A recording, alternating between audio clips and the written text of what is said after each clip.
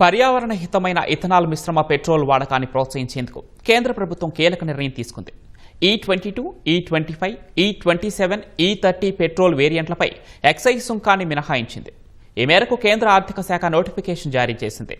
కర్బన ఉద్గారాలను తగ్గించడం సహా దేశీయంగా పర్యావరణానుకూల ఇంధన వినియోగాన్ని ప్రోత్సహించడానికి కేంద్రం ఈ కీలక నిర్ణయం తీసుకుంది. ముడి చమురు దిగుమతులను తగ్గించడం కూడా కేంద్ర ప్రభుత్వ ఉద్దేశమని నిపుణులు అభిప్రాయపడుతున్నారు. పెట్రోలులో 30% వరకు ఇథనాల్ కలపడానికి సంబంధించిన ఇంధన ప్రమాణాలను కేంద్ర ప్రభుత్వం ఇటీవలే నోటిఫై చేసింది. ప్రస్తుతం పెట్రోలులో 20% ఇథనాల్ కలుపుతున్నారు. కేంద్ర ప్రభుత్వ నిర్ణయంతో ఇక నుంచి E22, E25, E27, E30 వేరియంట్ల petrol అందుబాటులోకి వచ్చే అవకాశం ఉంది. భవిష్యత్తులో 100% ఇథనాల్ బ్లెండింగ్ సాధించాలన్నది లక్ష్యమని కేంద్ర రోడ్డు రవాణా శాఖ మంత్రి నితిన్ గడ్కరీ ఇటీవల ఓ సదస్సులో తెలిపారు. అటు పలు వాహన సంస్థలు ఫ్లెక్స్ ఫ్యూయల్ వాహనాలను రూపొందిస్తున్నాయి. ఇప్పటికే మారుతి సుజుకి సంస్థ E85 పెట్రోల్తో నడిచే వ్యాగనార్ కార్ను విడుదల చేసింది. హీరో మోటా కార్ప్ సంస్థ కూడా స్ప్లెండర్ ప్లస్, HF డీలక్స్ మోడళ్లలో ఫ్లెక్స్ ఫ్యూయల్ వేరియంట్లను తీసుకొచ్చింది.